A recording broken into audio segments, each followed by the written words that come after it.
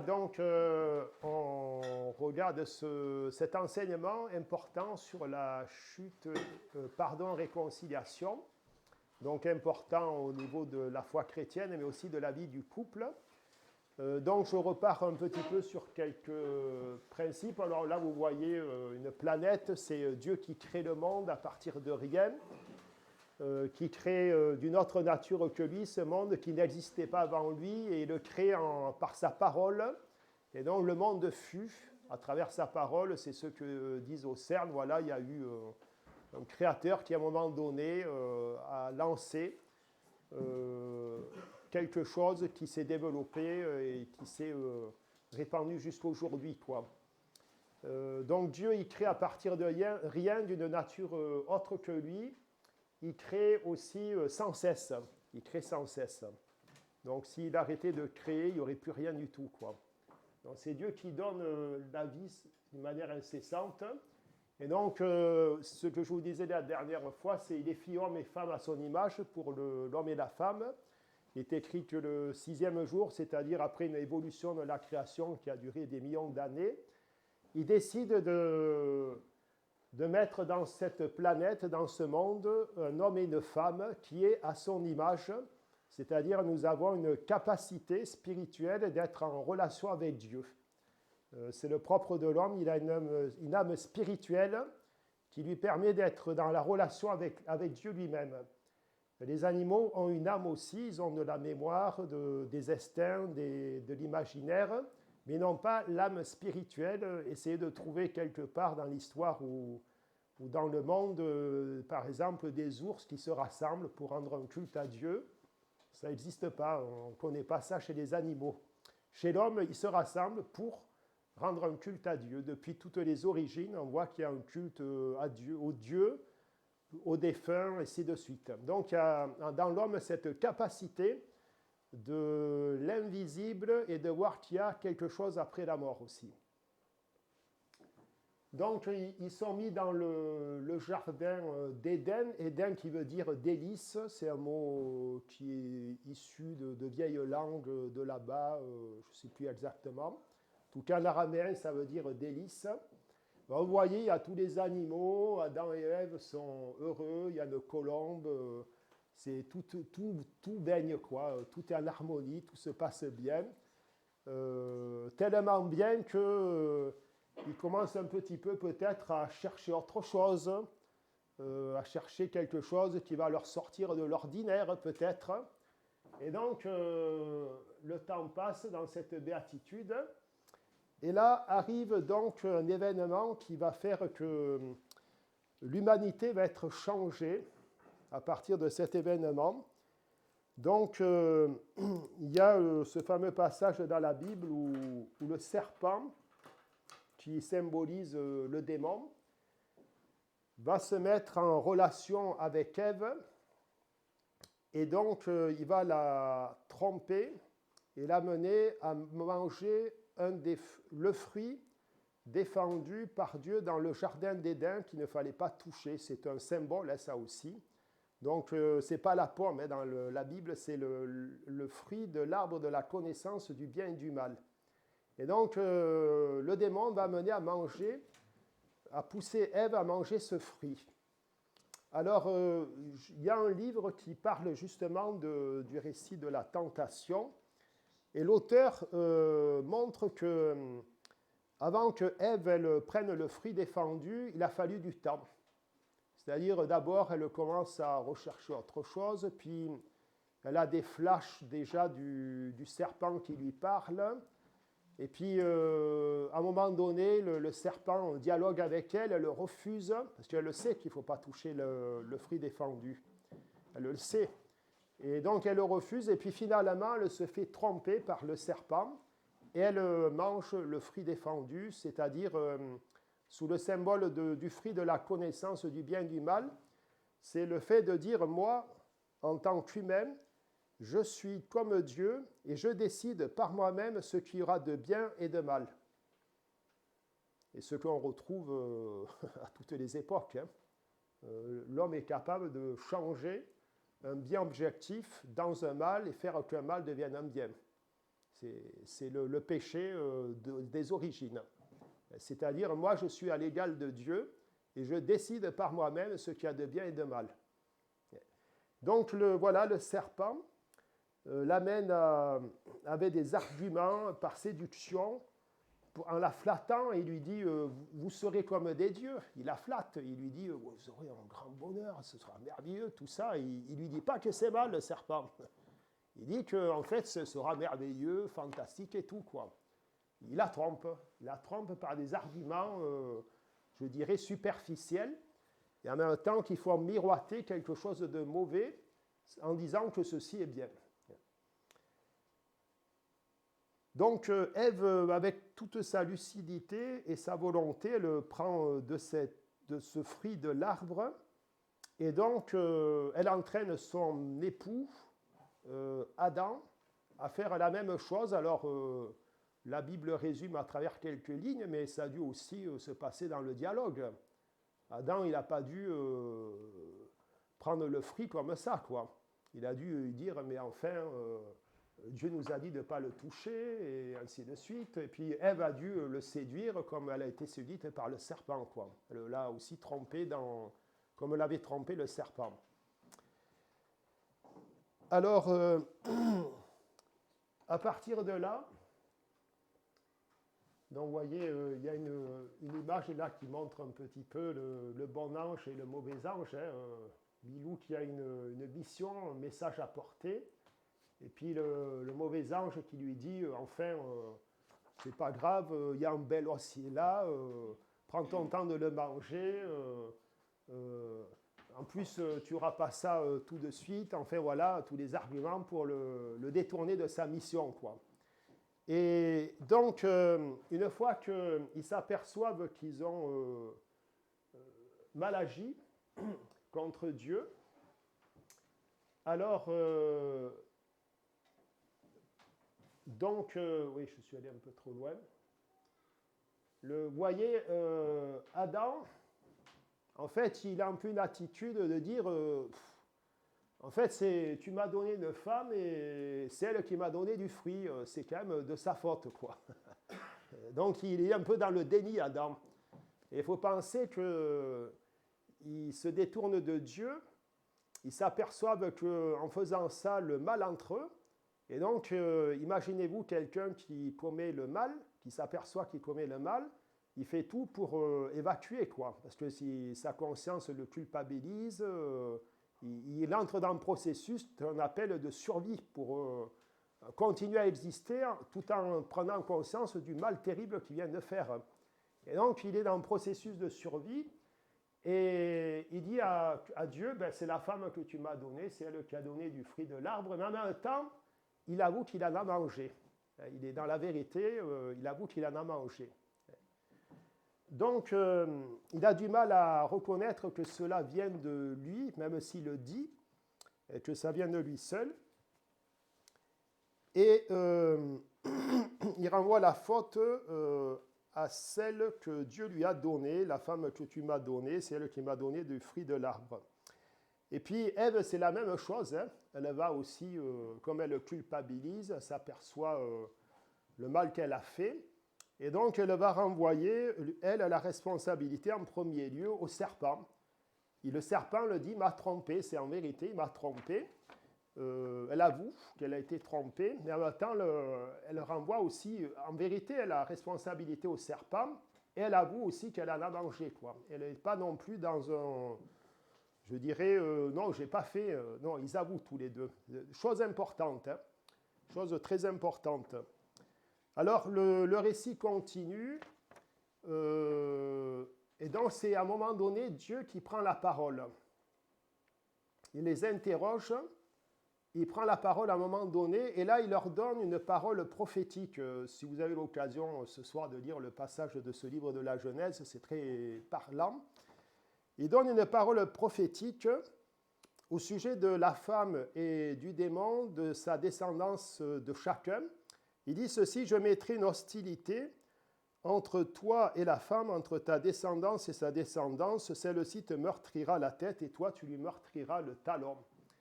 À travers cette prophétie, Dieu annonce qu'il va y avoir un combat qui va durer jusqu'à la fin des temps entre les puissances du serpent, du mal, et la descendance d'Ève qui veut dire vie.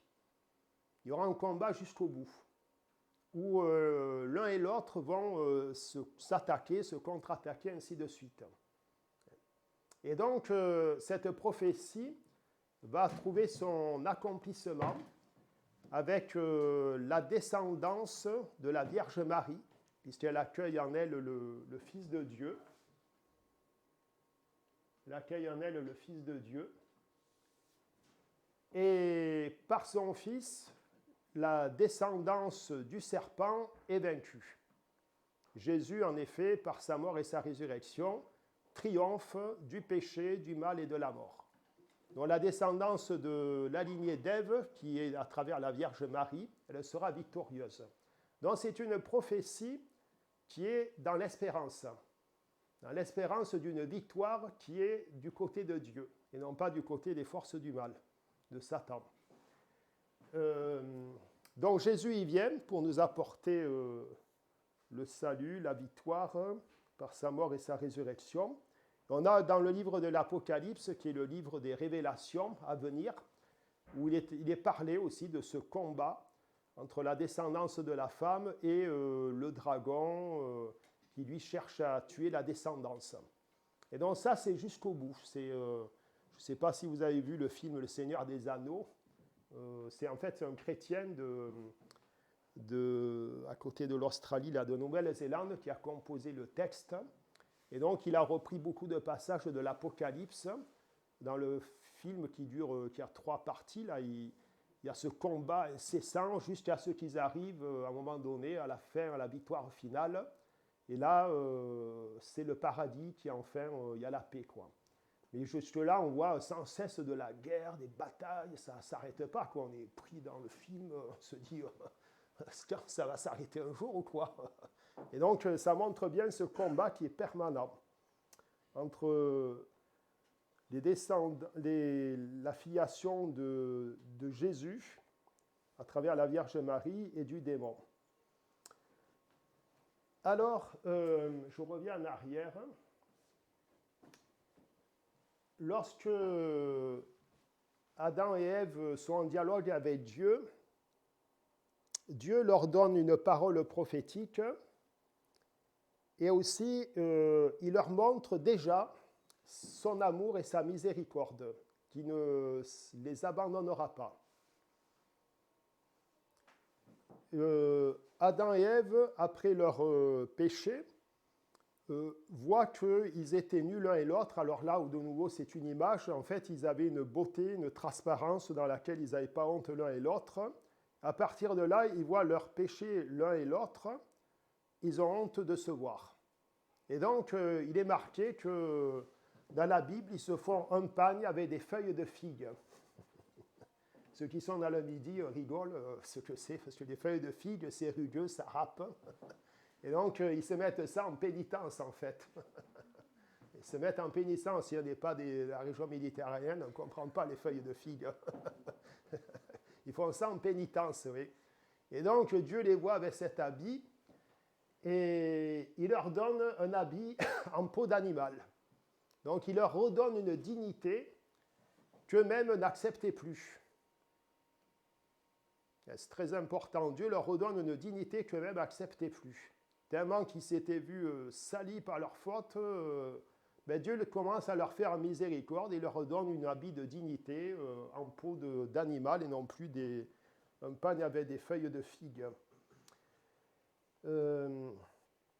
C'est l'expression aussi de la dignité qu'on reçoit à nouveau à travers l'habit blanc qu'on reçoit le jour du baptême, où Dieu enlève en nous le péché originel et tout péché, nous redonne la dignité d'enfant de Dieu. C'est prophétisé à travers le symbole du vêtement en peau d'animal. Alors, retenez aussi un point important, c'est que, imaginez-vous, après cette faute qui est terrible, qui est terrible. Ils auraient pu passer leur existence à se reprocher finalement, à se rejeter l'un et l'autre. Parce que Dieu intervient et qu'il écoute, c'est à nouveau possible de repartir ensemble. Ça, c'est fondamental. C'est-à-dire, ils acceptent d'accueillir ce que Dieu leur dit pour repartir dans leur vie de couple. Parce que Dieu leur donne une direction. Et s'ils étaient restés à ne pas écouter Dieu, c'était plus possible de vivre ensemble. Parce qu'il n'y avait pas quelqu'un au-dessus d'eux qui était capable de leur pardonner, de leur donner de nouveau un chemin d'espérance. C'est fondamental, hein, ça. La Bible, dans la Genèse, là, elle laisse des messages qui ne sont pas écrits directement, mais en les interprétant, on voit la profondeur et l'importance du message, quoi. Je dis ça parce que vous savez très bien qu'aujourd'hui, les problèmes dans les couples, c'est fréquent. Et civilement, je crois qu'il y a un divorce au moins 1 sur 2. Religieusement, il y en a moins, Dieu merci, mais c'est quand même autour de 1 sur 3, quoi. Donc ça veut dire que, quels que soient les conflits que vous pouvez vivre dans votre vie de couple, tournez-vous vers Dieu pour qu'il vous redonne la direction à suivre. Il n'y a que lui qui peut vous la donner vraiment, hein.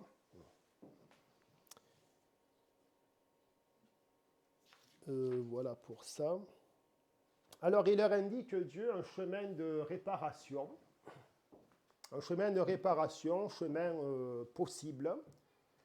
Alors, parce que le mal est entré en eux, alors il dit à la femme, bien tu enfanteras dans la douleur. Ça sera la condition qui va être maintenant suite à la chute. L'enfantement sera plus facile, sera plus simplement une joie, mais aussi une douleur. Alors, vous, femmes qui avez mis au monde, vous savez que ce passage de la douleur est là, mais il y a plus de joie à mettre au monde l'enfant que la douleur, elle s'oublie, quoi, après que vous voyez l'enfant qui est né. Mais en même temps, il y a ce passage-là, hein. Donc, et puis, pour l'homme, c'est pareil. Il va vivre un chemin de réparation, lui, à travers le travail. Et ça sera à la sueur de son front, c'est-à-dire il va se heurter à travailler, et travailler dur pour gagner son pain. Mais en même temps, c'est pareil, même s'il va avoir la douleur du travail, la souffrance, il aura la joie de voir le fruit de son travail, qui sera plus important que la douleur qu'il aura traversée pour travailler. Et puis, il y a cette parole aussi, la femme désirera son mari et lui te dominera. C'est une conséquence du péché, ce n'était pas prévu dans le projet de Dieu, ça, cette relation de désir, un petit peu de convoitise de la femme sur l'homme et de domination de l'homme sur la femme. Ce n'était pas prévu, ça, c'est la conséquence du péché aussi. Dieu révèle une situation. Alors, il la révèle, ce n'est pas pour dire une parole qui, ça va se passer obligatoirement comme ça, c'est pour avertir. Pour avertir, attention, femme, tu vas être poussée à convoiter dans le désir ton mari, et ton mari va être poussé à te dominer. Donc ça veut dire qu'il faut le savoir, ça. Il faut le savoir pour inverser la tendance. On sait que le péché pousse à ceci, donc il faut apprendre à se recevoir. Alors, pour la femme, à recevoir son mari tel qu'il est, à l'accueillir tel qu'il est, et l'homme à accueillir sa femme dans sa dignité sans chercher à l'écraser ou à la dominer. C'est quelque chose à savoir, ça. Et donc à inverser dans la tête. Il faut savoir qu'il y a cette tendance-là, elle est inévitable. Mais il faut lutter contre, avec l'aide de Dieu. Alors, donc le fruit de leur réconciliation, on voit dans le livre de la Genèse, c'est qu'ils s'unissent. Et donc, ils ont leur premier enfant, qui va s'appeler Caïn. Et puis le second, Abel. Vous connaissez l'histoire, la jalousie de Caïn va faire qu'il va tuer son frère. Donc le péché qui continue à travers le meurtre. Alors,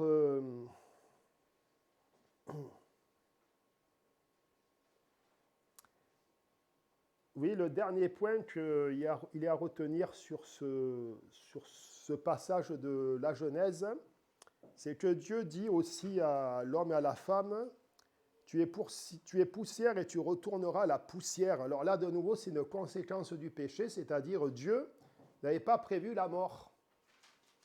La mort physique n'était pas prévue par Dieu. Il avait prévu que nous, avec notre âme et notre corps, on passe de cette terre vers le paradis du ciel. Mais le fait que le péché arrive, en nous, s'introduit une désharmonie, une lutte entre notre vie spirituelle et les tendances de la chair égoïste qui font qu'il y a une rupture au moment du passage de cette vie à l'autre. C'est-à-dire l'âme qui est spirituelle, elle part vers l'éternité, elle est immortelle. Le corps, eh bien, il retourne à la terre pour se dégrader, en attendant que Jésus revienne au dernier jour et que notre âme retrouve un corps ressuscité, soit pour la vie éternelle, soit pour la condamnation éternelle. Alors, quand j'emploie ces mots, c'est quand même l'homme qui décide dans sa liberté son choix de l'éternité. Hein. Dieu le laisse libre. Ce n'est pas Dieu qui envoie en enfer, c'est l'homme qui décide de se détourner définitivement de l'amour de Dieu. Hein. Attention. Dieu veut que tout le monde soit ses enfants et auprès de lui. Mais Dieu nous a laissé cette liberté de choisir Dieu ou de le refuser définitivement. Bien sûr, poussé par le Satan. Donc, voilà pour ce passage de la chute et de la réconciliation qui est déjà introduit dans le livre de la Genèse qui prépare à la suite ce qui va arriver. Donc, le Fils de Dieu naît, le Sauveur, on l'a fêté il n'y a pas longtemps, c'est Noël. On fêtera bientôt Pâques avec la mort de Jésus sur la croix, où il détruit notre mort, le péché, et il vainc l'adversaire, Satan. Et puis il ressuscite le jour de Pâques, il sort vivant du tombeau, et il y a plus de 500 disciples qui le voient ressusciter. Donc on a beaucoup de témoignages de sa résurrection. Et encore aujourd'hui, des personnes le rencontrent de manière différente comme vivant dans leur vie. Soit par des apparitions, soit dans leur cœur, soit à travers des événements, ils reconnaissent la présence de Jésus ressuscité dans leur vie. Moi, si je suis là, c'est parce que j'ai fait la rencontre de Jésus ressuscité en lisant l'Évangile. Donc, il envoie l'Esprit Saint, c'est le jour de la Pentecôte, pour avoir intérieurement une vie unie à Dieu et avoir aussi ce qu'il faut pour avancer dans l'Église, alors notamment les sacrements.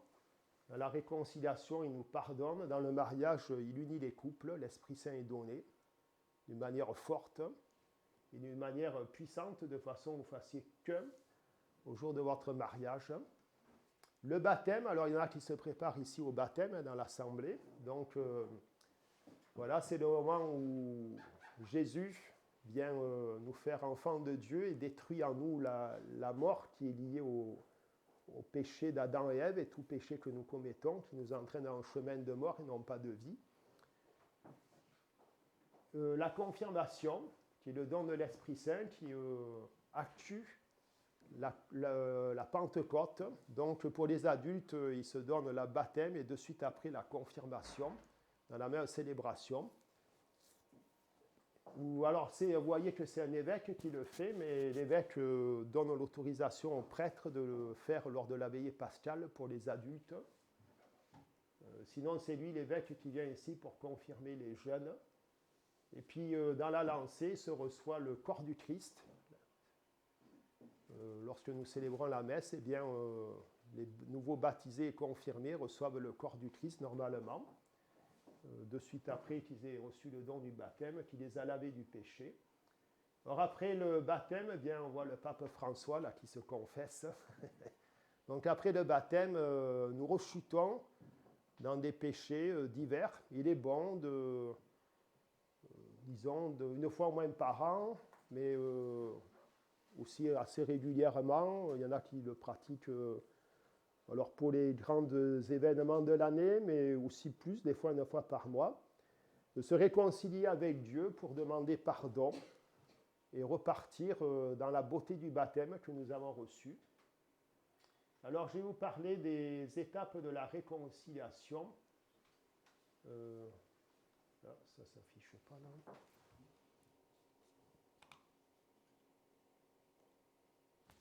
Ah, ça y est.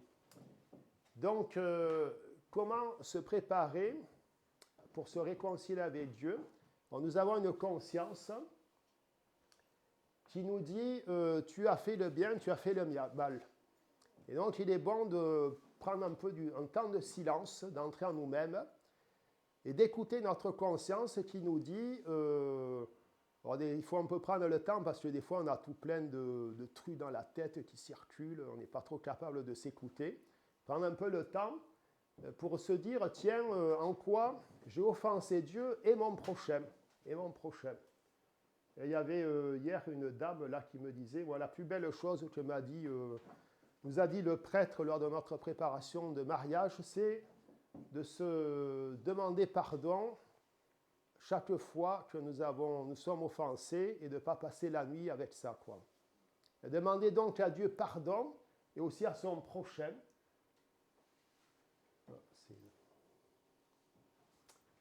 Puis là, je vais vous parler justement des étapes du sacrement de la réconciliation. La réparation aussi, l'engagement de changer, parce que ça ne suffit pas d'avouer son péché, aussi il faut s'engager à changer notre vie, à s'améliorer. C'est évident. Donc, l'examen de conscience, alors, comment on le fait? Bien, on se met en présence de Dieu. On fait le signe de croix, on évoque l'Esprit Saint, par exemple, comme on a chanté, là, le chant à l'Esprit Saint. L'Esprit Saint vient en nous, il nous éclaire. Puis, il est bon de lire la parole de Dieu, comme nous avons fait. Alors, il y a des textes qui sont plus propices à l'examen de conscience dans l'Église. Alors, les 10 commandements de Dieu, vous avez dans l'Ancien Testament, dans l'Exode. Puis, les 8 béatitudes qu'a prononcées Jésus sur le lac de Tibériade. Ça commence chaque fois par le mot « heureux ». Alors l'Église a aussi discerné qu'il y avait 7 péchés capitaux. On y retombe tous plus ou moins dedans. Alors l'orgueil, l'envie, paresse, gourmandise, luxure, colère, avarice. Puis vous avez un beau texte aussi en Saint-Luc qui est représenté par Rembrandt. La parabole de l'enfant prodigue où le père accueille son fils qui avait tout dilapidé et qui lui offre son pardon en lui donnant un bel habit, en faisant cuire le veau gras, en lui donnant la bague au pied, des belles sandales, et puis il l'embrasse. Il l'embrasse pour lui donner le pardon et non pas l'accuser. Alors se laisser interpeller par cette parole en regardant ce qui dans notre vie est à changer, parce qu'il faut penser que le mal en nous abîme. Et au plus vite on demande à Dieu de s'en libérer, au plus vite on s'en libère, au mieux on est. De traîner avec le mal, c'est pas bon. Par exemple, c'est vrai, il y en a qui disent, moi j'ai un péché mignon, je ne sais pas, la gourmandise ou je ne sais pas trop quoi. Ben, oui, mais à la fin, ça finit par travailler et abîmer, quoi. Et au plus vite vous le laissez, au mieux ça vaut, quoi. Donc, Dieu nous aide à travers sa parole, l'examen de conscience, puis également ce beau sacrement de la réconciliation, et prendre la résolution de demander pardon à Dieu, à son prochain, notamment en allant voir un prêtre pour la confession. Alors, le sacrement de la réconciliation, alors ça se passe comment? Vous allez voir un prêtre qui est tenu au secret absolu. Il ne peut pas redire à qui que ce soit ce que vous avez dit dedans. Donc, ce n'est pas la peine de lui raconter sa vie, il doit oublier après. Vous lui dites l'essentiel, c'est-à-dire avouer ses péchés que vous avez dans votre mémoire depuis la dernière confession, ou depuis l'âge de raison, ou depuis le baptême que vous avez reçu récemment. Donc, le prêtre, il donne des conseils pour vous aider à avancer dans la vie spirituelle et chrétienne. Puis, il faut exprimer le repentir de ses péchés. Alors, il y a plusieurs formules qui sont proposées. Il y en a une très courte, c'est « Seigneur, prends pitié de moi, pécheur ». Et puis le prêtre donne une pénitence ou un remède pour aider justement à enclencher ce chemin de changement, quoi. C'est un petit peu comme le médecin qui donne une médecine pour guérir de sa maladie, quoi. Et donc, il s'accueille après le pardon de ses péchés, quand le prêtre donne l'absolution avec la formule qui se termine ainsi: moi, je te pardonne au nom du Père et du Fils tous tes péchés. Vous avez la certitude qu'il ne reste plus un péché en vous, que vous avez confessé. C'est la force de ce sacrement que Dieu donne à travers le prêtre. Oui. Il n'y a que Dieu qui peut remettre les péchés, mais Jésus a remis cette autorité à ses apôtres qui l'ont remis aux évêques et aux prêtres. Et puis après, remerciez le Seigneur du pardon qu'il vous a donné et cherchez donc à réparer les péchés par l'accomplissement de la pénitence donnée par le prêtre et ce que aussi votre conscience vous dicte.